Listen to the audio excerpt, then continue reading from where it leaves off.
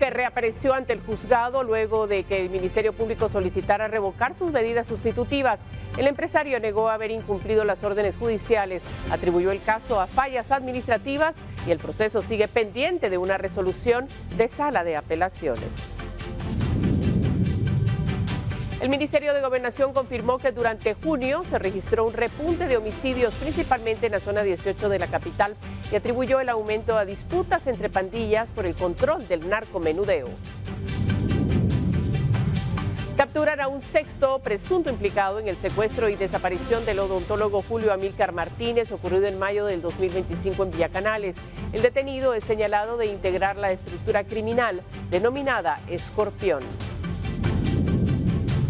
El ejército confirmó el hallazgo sin vida del soldado Nicolás Felipe Ordóñez Canto, quien desapareció durante las labores de rescate tras un accidente aéreo en Chimaltenango. El Ministerio Público abrió una investigación independiente para determinar las circunstancias de su fallecimiento. La FIFA confirmó que Justin Bieber será parte del primer espectáculo del medio tiempo en una final de Copa del Mundo que se realizará el 19 de julio en el estadio Nueva York, Nueva Jersey. El artista canadiense compartirá escenario con figuras como Shakira, Madonna y BTS en el cierre del Mundial 2026. La ruta Cito 180, afectada por el hundimiento en mayo del 2025, entra en su fase final de recuperación tras más de un año de cierre. Las autoridades preparan pruebas de circulación antes de habilitar nuevamente esta conexión entre Retaluleu y Quetzaltenango. Autoridades de inteligencia de Estados Unidos identificaron a Juan Carlos Valencia, alias el 03, como el nuevo líder del cártel Jalisco Nueva Generación tras la muerte de Nemesio Ceguera. El gobierno estadounidense ofrece $5 millones por información que facilite su captura.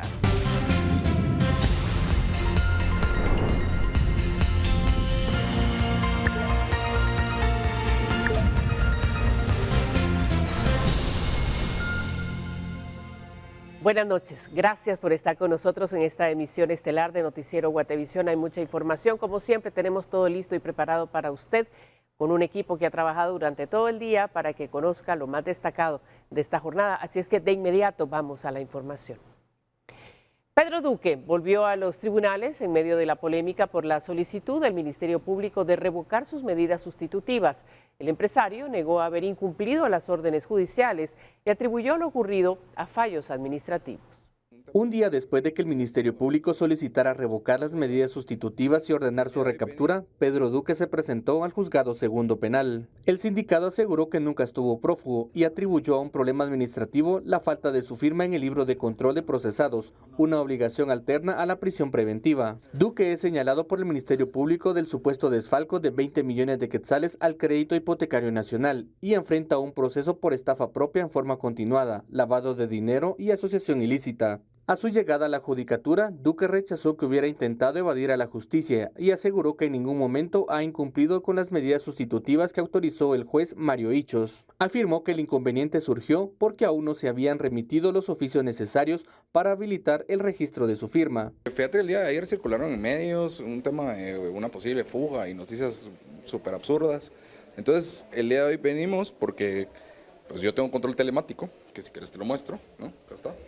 Entonces, el Ministerio de Gobernación todo el tiempo sabe dónde estoy. No existe un riesgo de fuga al respecto. Sí hubo un tema de una firma que no se ha remitido todavía algunos oficios y por lo mismo no me han dejado firmar en el juzgado de paz donde me toca que firmar. Entonces el día de hoy vine acá a buscar mi expediente para que me lo logren habilitar en el juzgado donde me toca. Pues en este momento estoy viendo que me entreguen un expediente para poder subir a donde tengo que ir y habilitarlo porque no llegaron las notificaciones. Entonces creo que eso vamos a intentar hacer y pues bueno, me imagino que algún tipo de solución legal ha de existir, pues, pero el riesgo de fuga se desvanece con el brazalete que todo el tiempo está conmigo. Por su parte, el Ministerio Público señaló que respecto a lo resuelto por el juez sobre la obligación de presentarse cada 15 días a firmar el libro correspondiente, el juzgador no precisó la forma en que debía realizarse el cómputo de dicho plazo, es decir, si los 15 días debían entenderse como hábiles, días corridos o a partir de qué fecha iniciaba su contabilización. El caso contra Pedro Duque y otros procesados en el caso está en un impasse debido a que una sala de apelaciones deberá resolver si el juez Mario Hichos continuará conociendo el proceso o si se designa a una nueva instancia. Con imágenes de Javier González, reportó para Noticiero Guatevisión, Elmer Vargas. Y en otras noticias, de acuerdo con el Ministerio de Gobernación, durante junio se registró un repunte en los homicidios, principalmente en la zona 18 de la capital. Ante este escenario, la cartera asegura que ya implementó medidas para contener el aumento de la violencia. El Ministerio de Gobernación confirmó que a pesar que los distintos operativos han logrado reducir la criminalidad en diferentes sectores de la capital, en junio pasado hubo un repunte de violencia homicida, principalmente en la zona 18 capitalina. Según las autoridades, el incremento de la violencia estaría vinculado al enfrentamiento entre pandillas por control del territorio para efectos del narcomenudeo. El titular de la cartera del Interior señaló que para evitar que estas acciones sigan en aumento, se han tomado las acciones correctivas correspondientes. En enero iniciamos el plan Centinela en la zona 18 específicamente. Se ha logrado bajar significativamente los índices delincuenciales en dicho lugar. Sin embargo, seguimos teniendo algunos actos delictivos que estamos estableciendo cuál es el origen y cuál es el propósito de los mismos. De hecho, ya lo he manifestado yo en anteriores oportunidades, tenemos actualmente un enfrentamiento entre pandillas por control del territorio para efectos de narcomenudeo. Nosotros estamos haciendo todos estos operativos y estamos tratando de hacer todos los correctivos, sería la palabra, para evitar que estos hechos sigan en incremento. Tuvimos una baja significativa durante los primeros meses del año, pero sin embargo es de reconocer también que el mes de junio fue muy violento, fue un mes donde se repuntó la violencia homicida en varios sectores, pero estamos buscando la manera de que esta tendencia a la baja continúe a partir del mes de julio. Esa es la posición que tenemos en este momento y es el objetivo en el que estamos enfocados. Un estudio reciente del Centro de Investigaciones Económicas Nacionales CIEN reveló que en las zonas 6 y 18 de la ciudad se registran alrededor del 60% de los hechos delictivos que ocurren en la capital. Para Noticiero Guatevisión reportó Ángel Oliva. Siempre en relación con la criminalidad, el proyecto para bloquear las comunicaciones desde 8 cárceles del país avanza a su siguiente etapa. El Ministerio de Gobernación concluyó las pruebas técnicas y prepara la licitación, aunque la puesta en marcha del sistema podría aplazarse hasta el 2027. Las pruebas técnicas para la instalación de bloqueadores de telefonía móvil e internet en 8 centros penitenciarios ya concluyeron el proceso y entró en la fase de elaboración de las bases de licitación, aunque el objetivo es adjudicar el contrato antes de que finalice el año. La instalación del sistema podría postergarse hasta los primeros meses de 2027 debido a que los plazos se establecen en el proceso de contratación. Como parte de la evaluación, los equipos fueron aprobados en teléfonos con distintos sistemas operativos y en las redes de los principales operadores de telefonía del país. Además, se realizaron mediciones para verificar el alcance y la efectividad del bloqueo de las comunicaciones. La prueba, como les comentaba, es para determinar qué tecnologías tiene el mercado, nosotros poner las bases y poner las reglas del juego, qué es lo que realmente necesitamos y no salir a ver qué nos ofrecen y que las soluciones no sé. La prueba de concepto fue física pero evaluamos muchas opciones que están en el mercado, ¿verdad? Mientras avanza la preparación del evento, aún debe garantizarse la disponibilidad de los recursos presupuestarios y definir las especificaciones técnicas que regirán la licitación. Las autoridades no descartan recurrir a un mecanismo de compra por excepción, si el Congreso aprueba la reforma legal que lo permita. En este momento son 2 mesas importantes las que acabamos de activar. La primera es la financiera, porque necesitamos que el dinero se encuentre en los renglones presupuestarios necesarios para poder levantar el evento. Y la segunda es la técnica, porque necesitamos establecer las bases. Nosotros prevemos que si nos apresuramos y existe compromiso de parte de todos los que participan en el evento del Ministerio de Gobernación, al finalizar este año fiscal ya podríamos tener la licitación adjudicada. Durante una citación del Congreso, se cuestionó que la medida solo esté prevista para 8 cárceles, al señalar que las estructuras dedicadas a las extorsiones y otros delitos han ampliado su presencia en distintos centros penitenciarios del país. Con imágenes de Moisés Sheck para Noticiero Guatevisión, Oscar Vázquez. Mientras tanto, el Ministerio de Gobernación y la Policía Nacional Civil preparan una regulación para controlar la venta de uniformes, insignias y distintivos policiales que actualmente pueden ser adquiridos por cualquier persona. El Ministerio de Gobernación informó que en coordinación con la cúpula de la Policía Nacional Civil trabaja en una propuesta para regular la venta de uniformes, insignias y otros distintivos oficiales de la institución. De acuerdo con las autoridades, el objetivo es establecer mecanismos que impidan que estas prendas y accesorios puedan ser adquiridos por personas ajenas a la institución policial y eventualmente utilizados para cometer actos delictivos o hacerse pasar por agentes de la PNC. Nosotros estamos ahorita todavía analizando con la cúpula de la Policía Nacional Civil para ver de qué forma podemos regular esa venta de uniformes, porque sí, esto genera un riesgo, porque cualquier grupo de delincuencia organizada puede acceder a los mismos y puede suceder lo que ya ha sucedido. Entran a condominios aparentando allanamientos y luego entran a cometer actos ilícitos. Además, las autoridades reiteraron el llamado hecho en febrero a las municipalidades para evitar utilizar uniformes similares a los de la PNC. Esto no va de caprichos, esto no va de fanfarronería, ni tampoco de hablar cosas de más. Es un ejercicio de responsabilidad ciudadana precisamente para que no se produzcan estos hechos como los que usted acaba de mencionar, donde se utilicen insignias y uniformes de la policía para cometer actos delictivos.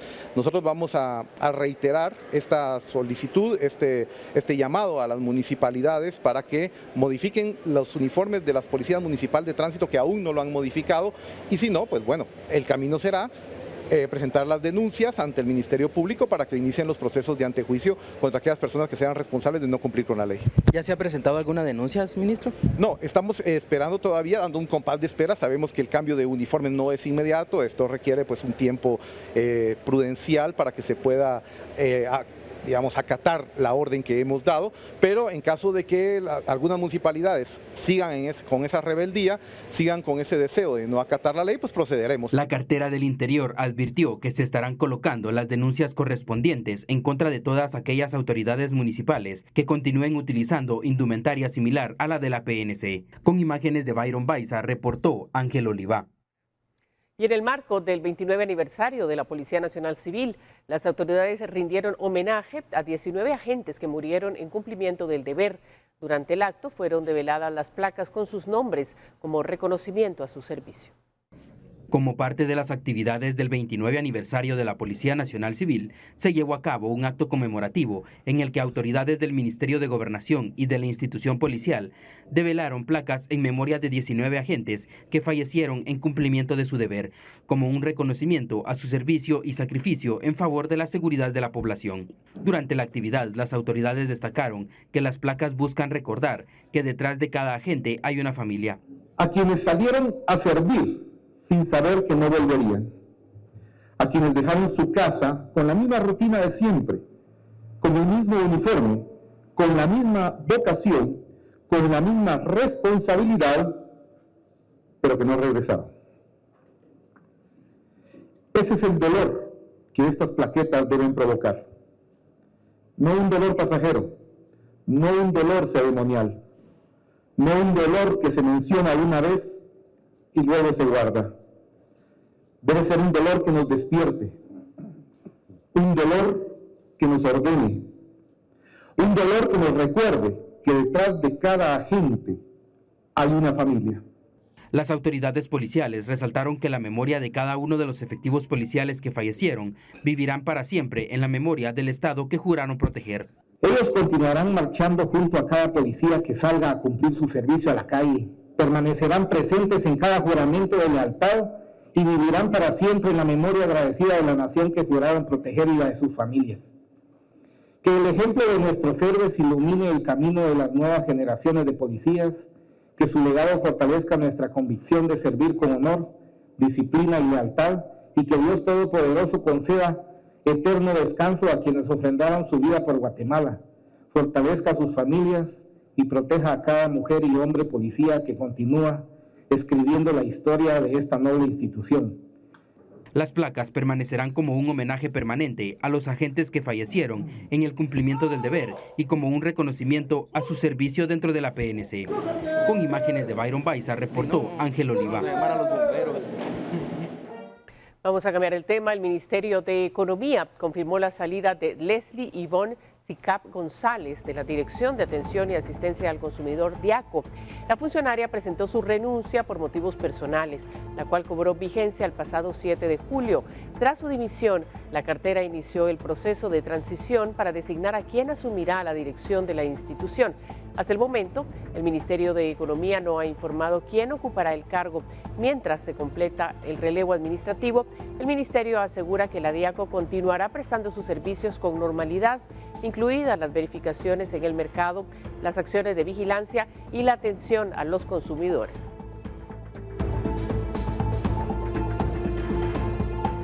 Y la Procuraduría General de la Nación no intervendrá por ahora en los casos penales relacionados con el rector de la Universidad de San Carlos, Walter Mazariegos. La institución informó al diputado Orlando Blanco que esperará el momento procesal oportuno para actuar. Según la respuesta oficial, la participación de la PGN dependerá de las diligencias que desarrolle el Ministerio Público dentro de las investigaciones y de la etapa en que se encuentre cada proceso judicial.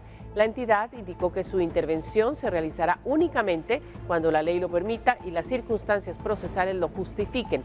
El pronunciamiento surgió tras una consulta del legislador sobre el seguimiento a las denuncias presentadas contra el rector de la USAC.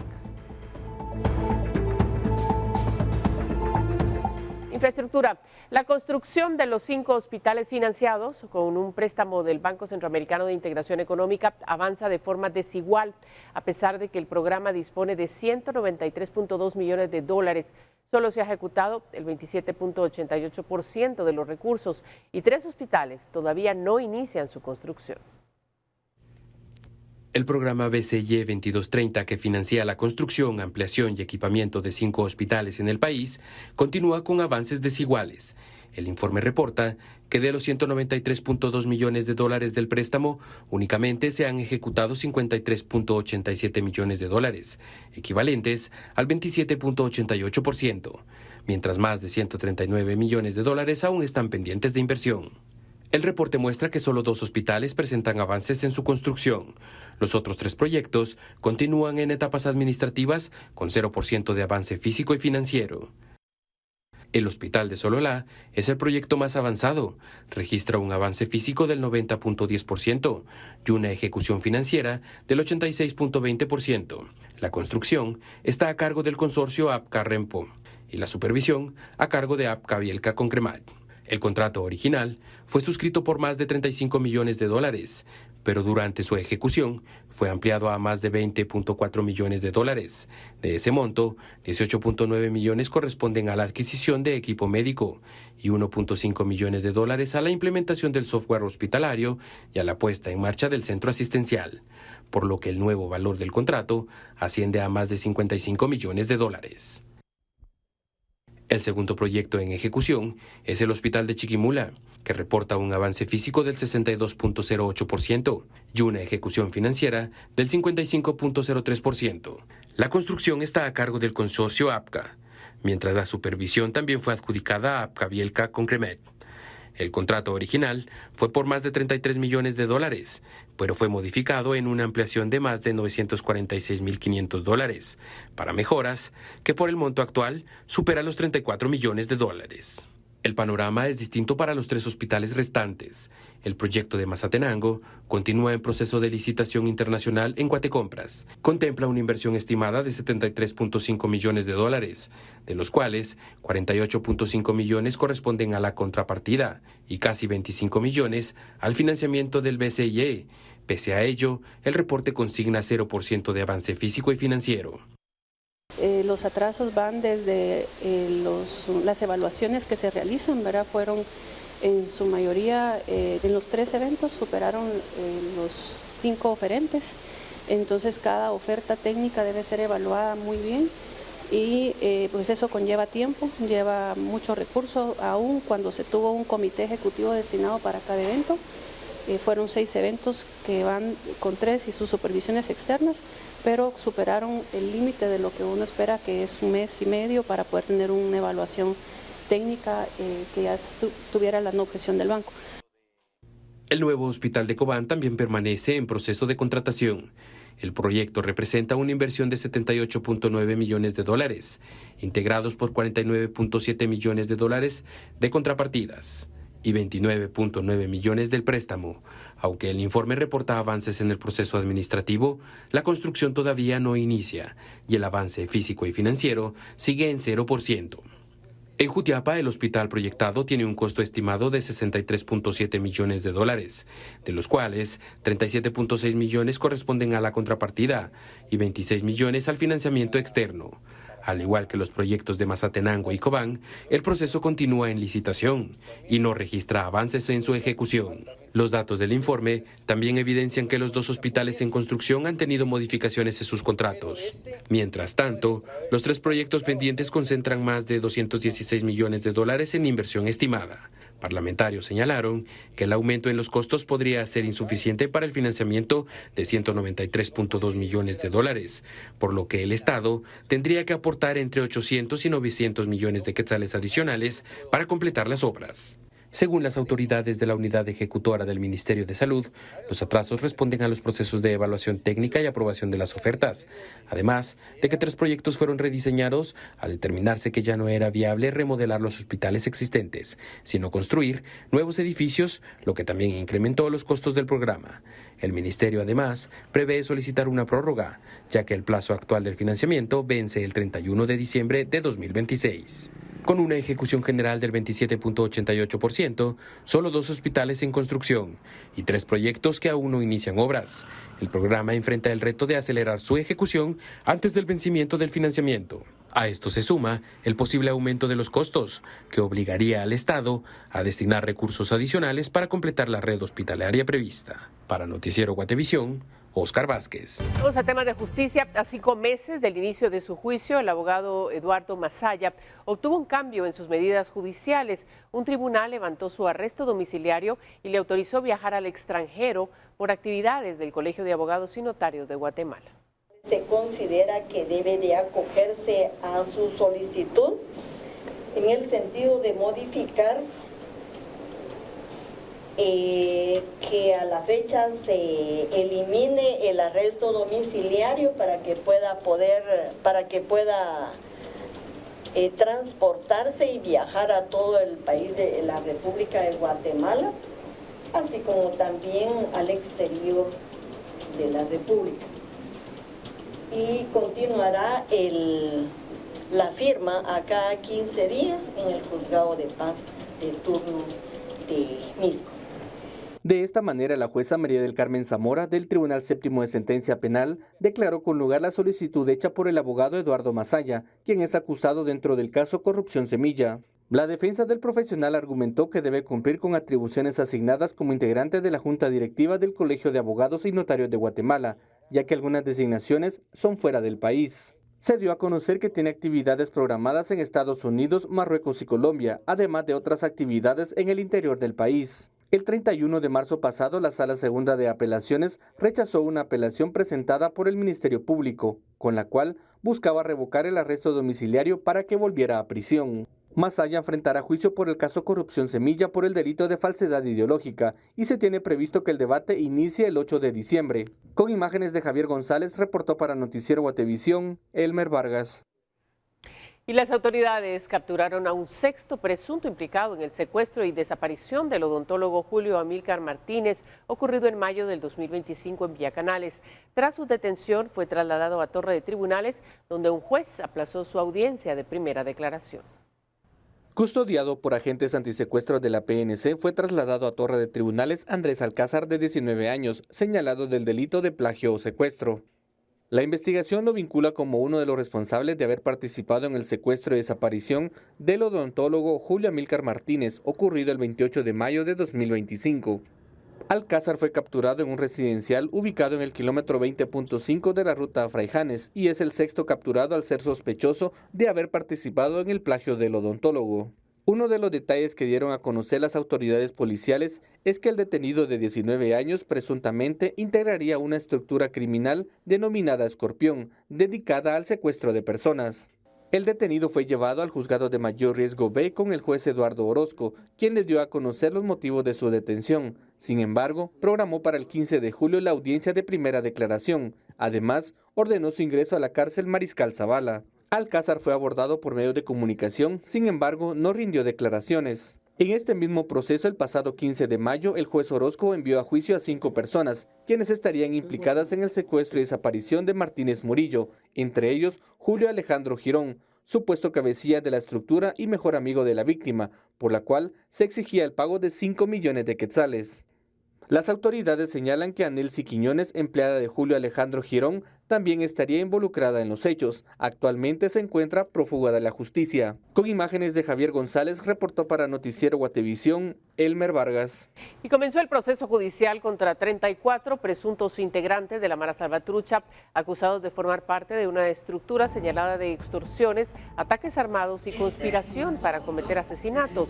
Los señalados fueron llevados ante un juez para enfrentar la etapa intermedia del caso. Los acusados fueron capturados en septiembre del 2025 durante los operativos denominados Rescatando el Gallito, desarrollados en el barrio El Gallito, en la zona 3 de la ciudad capital. Durante la audiencia, el Ministerio Público comenzó a presentar los elementos de investigación que, según la Fiscalía, los vinculan con los delitos de asociación ilícita, extorsión, conspiración para cometer asesinato y ataques armados. En el caso de las mujeres procesadas, la Fiscalía asegura que habrían recibido depósitos bancarios provenientes del cobro de extorsiones como parte del funcionamiento de la estructura criminal.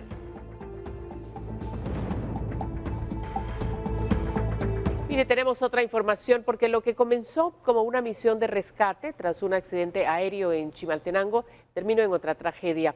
4 días después de su desaparición, el ejército confirmó el hallazgo sin vida del soldado rescatista que participaba en las labores de búsqueda. Ahora el Ministerio Público investiga las circunstancias de su muerte. Nicolás Felipe Ordóñez Canto, el soldado de primera especialista, fue localizado sin vida luego de varios días de búsqueda en el área donde ocurrió el accidente aéreo registrado el pasado 3 de julio en Chimaltenango. Era integrante de la Brigada Humanitaria de Rescate del Ejército de Guatemala. A través de un comunicado, el Ministerio de la Defensa Nacional confirmó el hallazgo y expresó sus condolencias a los familiares, amigos y compañeros del rescatista, a quien reconoció por su entrega, valentía y compromiso durante el cumplimiento de su deber. El Ejército también indicó que serán las autoridades competentes las encargadas de establecer e informar oficialmente las causas del fallecimiento. Sin embargo, de forma extraoficial se conoce que el soldado habría desaparecido mientras descendía desde vía aérea hacia el lugar donde se encontraba el accidente aéreo y presuntamente la soga utilizada en la operación se rompió, provocando su caída al fondo del barranco. Información no confirmada oficialmente por las autoridades. El Ministerio Público informó que ya investiga la muerte del rescatista. El caso está a cargo de la Fiscalía Municipal de Santa Lucía Cotzumalguapa, Escuintla, que trabaja en un expediente independiente al del accidente aéreo. Según el ente investigador, se desarrollan 2 investigaciones distintas, una por el accidente de la aeronave y otro por el fallecimiento del soldado, con el objetivo de determinar si existe responsabilidad culposa, dolosa, o si los hechos no constituyen delito. Guatevisión buscó la postura y la versión oficial del Ministerio de la Defensa sobre las circunstancias en las que desapareció el rescatista y los protocolos aplicados durante la operación. Sin embargo, al cierre de esta nota, no hubo respuesta. Informó Mabel Saucedo. Bueno, pasando a otras cosas, las multas impuestas a vehículos de transporte de carga en Villanueva llegaron al Congreso. Diputados de Cabal cuestionaron las sanciones, mientras la SAT aseguró que las tarjetas de circulación son válidas, aunque únicamente identifiquen la unidad como camión. Las multas impuestas a vehículos de transporte de carga en varios municipios por la interpretación de las tarjetas de circulación fueron cuestionadas durante una citación en el Congreso. Diputados de la bancada Cabal señalaron que transportistas han sido sancionados porque el documento únicamente identifica la unidad como camión, sin especificar el tipo de carrocería.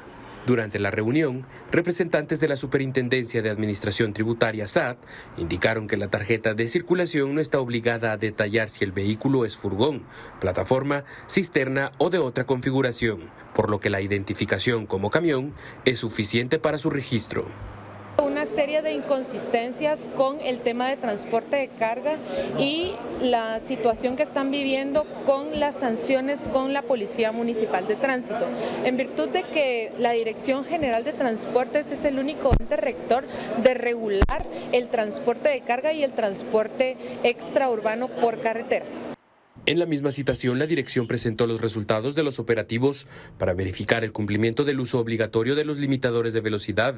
Desde el 2 de marzo han sido impuestas 126 sanciones a unidades que circulaban sin este dispositivo, una infracción que representa una multa de 5 salarios mínimos, equivalente a 20.011.40 quetzales. Hemos estado trabajando bastante fuerte con el tema de inspeccionando a los vehículos que tengan el limitador de velocidad, en virtud de que a la presente fecha ya existen más de 200 empresas que tienen el servicio de limitador de velocidad y solamente en la ciudad de Guatemala tenemos 133 ya registradas en Provial.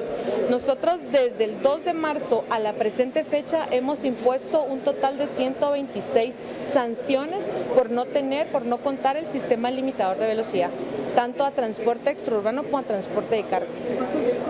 Las cifras oficiales indican que más de 25.000 vehículos ya cuentan con limitador de velocidad, aunque el Parque Nacional de Transporte de Carga supera las 232.000 unidades, por lo que las inspecciones continúan en distintas rutas del país y en coordinación con Provial y la Policía Nacional Civil. Además, la dirección reportó 40 sanciones a empresas de transporte extraurbano por cobrar tarifas no autorizadas, 27 por operar sin los permisos correspondientes y la detección de documentos falsificados en los nuevos permisos digitales y casos que ya fueron denunciados para su investigación. Con imágenes de Moisés Sheck para Noticiero Guatevisión, Oscar Vázquez.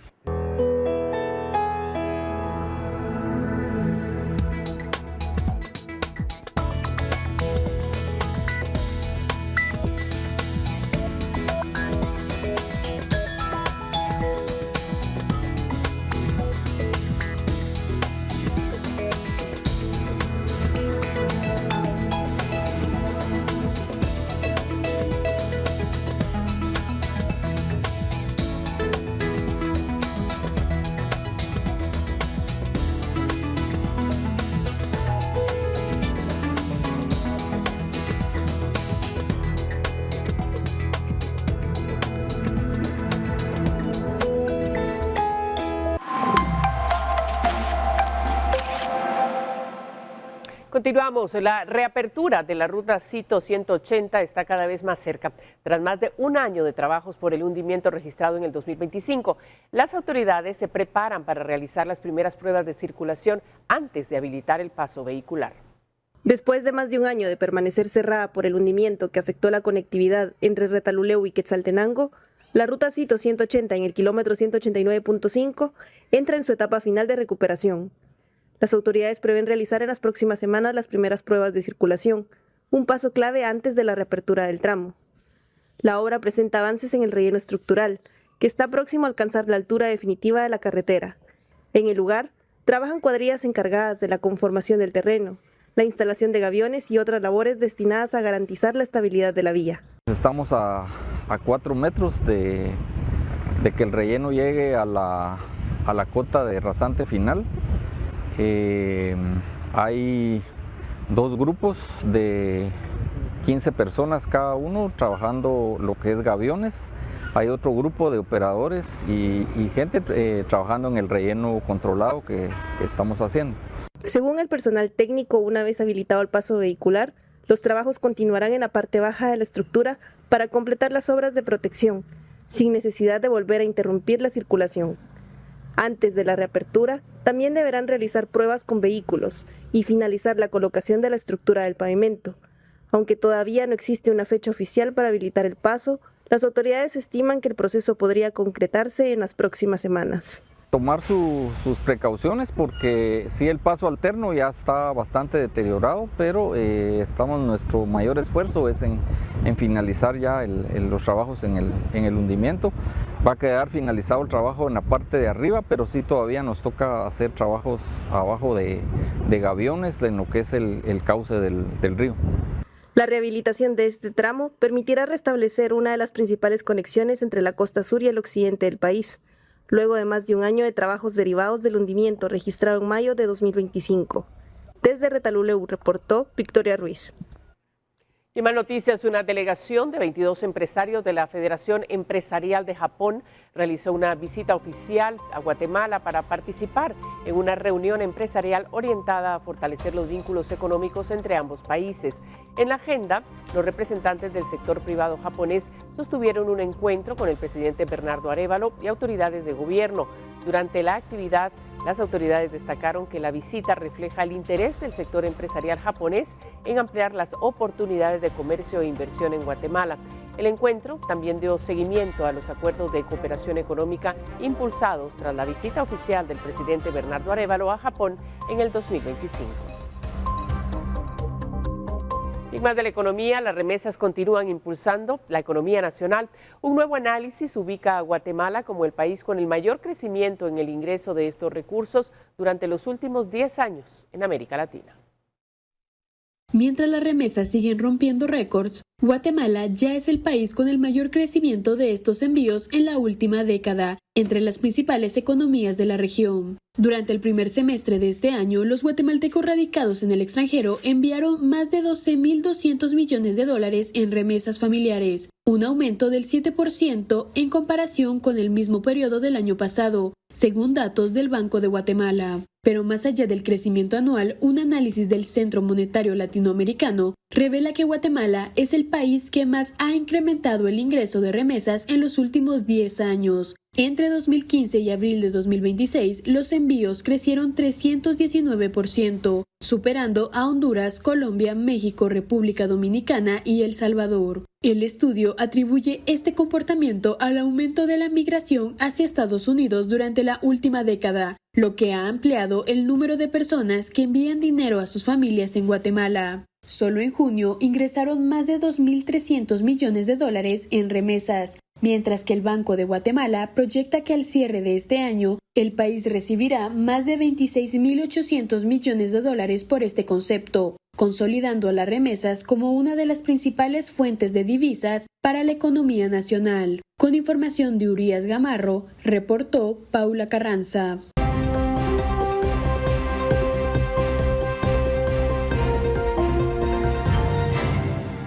Tenemos noticias del mundo. Los servicios de inteligencia de Estados Unidos identificaron al nuevo líder del cártel Jalisco Nueva Generación, una de las organizaciones criminales más poderosas de México. Se trata de Juan Carlos Valencia, alias el 03, quien asumió el control de la estructura tras la muerte de Nemesio Ceguera Cervantes, el Mencho, durante un operativo en febrero. Las autoridades estadounidenses ofrecen una recompensa de $5 millones por información que permita su captura. Valencia, nacido en Estados Unidos, es considerado el heredero de uno de los linajes más conocidos del narcotráfico mexicano.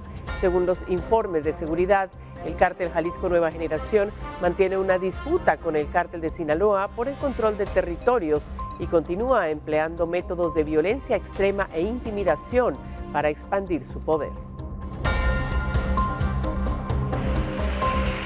Y Estados Unidos lanzó nuevos ataques contra Irán este miércoles, luego de la promesa del presidente Donald Trump de lanzar bombardeos a la República Islámica.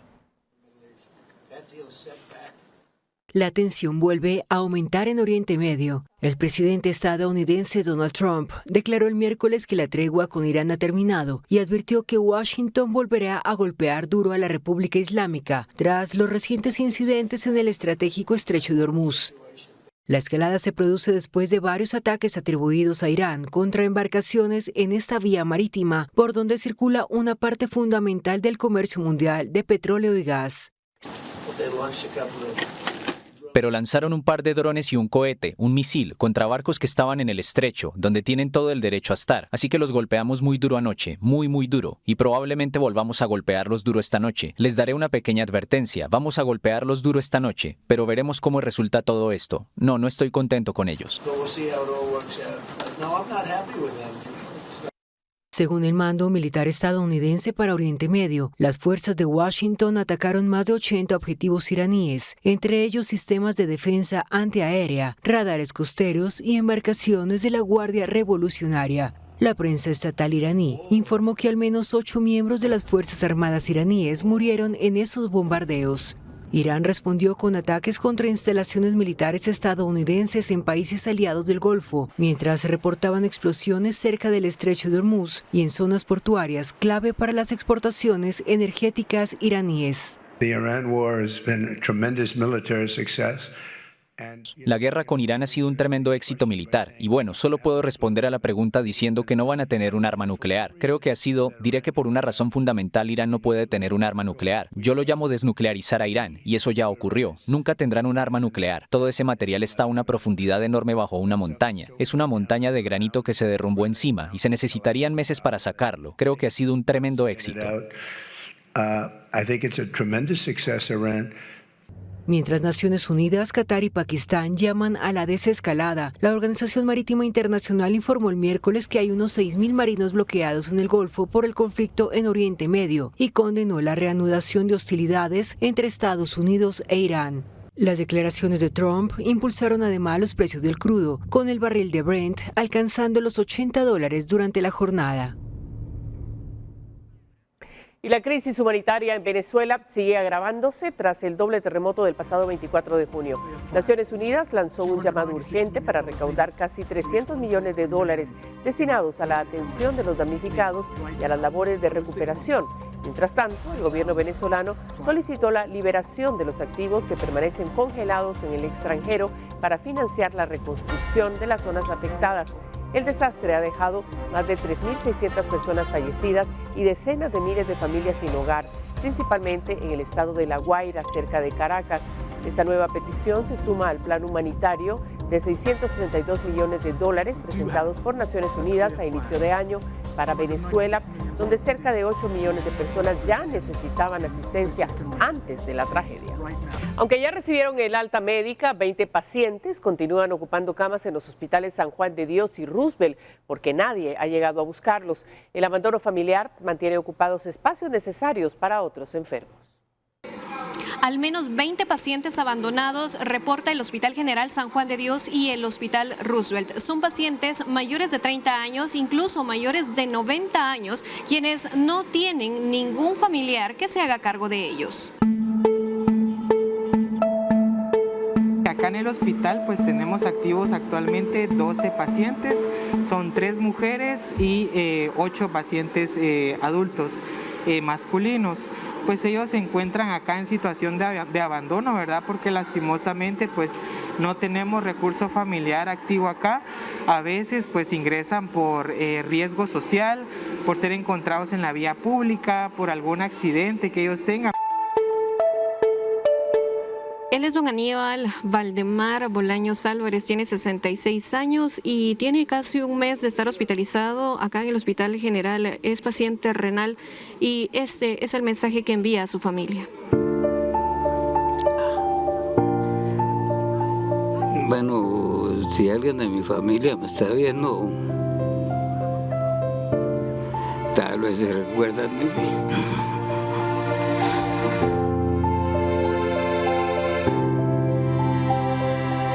A sus 66 años, don Aníbal Valdemar Bolaños Álvarez tiene edad para ser llevado a un hogar de personas de la tercera edad, pero requiere que alguien pueda movilizarlo para hemodiálisis. Estuve también en el Hospital Roosevelt como 2 meses también allá internado porque como se me pusieron las piernas y no podía caminar, no puedo todavía porque como me duelen si ves. Y sí, ahora de aquí sí me dijeron que me iban a ayudar a ver si me mandaban a un asilo, señor, a ver qué pasa. ¿Y usted cómo se siente? Sinceramente, solo, señor,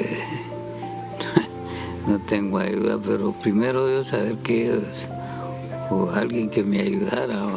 El paciente ingresó el 13 de junio de este año. Se han iniciado las gestiones para la localización del recurso familiar idóneo, sin embargo no ha sido posible ubicar familia. El cuadro clínico del paciente es un paciente renal, lo que ha dificultado el ingreso a los hogares debido a que los hogares requieren cierto tiempo para efectuar traslados. Don Aníbal dijo que nunca tuvo hijos, sus padres y tíos ya fallecieron, solo tiene unos primos, pero nadie, según nos cuenta, se acuerda de él. No lo visitan en el hospital y tampoco se hacen cargo. Como él, hay 11 pacientes más en el mismo hospital, algunos con discapacidad, como el caso de Juan Pablo Rodríguez, de 30 años, y Lázaro, de 50. Ambos son pacientes huéspedes por parte de la PGN. Ellos vienen de un hogar que cerró los servicios y fueron trasladados hacia acá porque no hay una casa donde les brindaran pues el apoyo de tenerlos a cargo, y los ingresaron en noviembre del año pasado. Actualmente ya cuentan más de 6 meses que están con nosotros en busca de un hogar para ellos. El Hospital Roosevelt reporta el abandono de 8 pacientes más, quienes ya están listos para ser dados de alta, pero ningún familiar ha llegado por ellos para darles seguimiento a su atención médica. La mayoría son de la tercera edad, pero también pacientes desde los 35 años. Con imágenes de Juan Diego González, para Impacto Directo, Maybol Saucedo. Impactante información. Bueno, así nos vamos a despedir esta noche. Agradecemos, por supuesto, su atención, su preferencia. Mañana regresamos con más noticias. Lo de siempre, descanse, que tenga buena noche.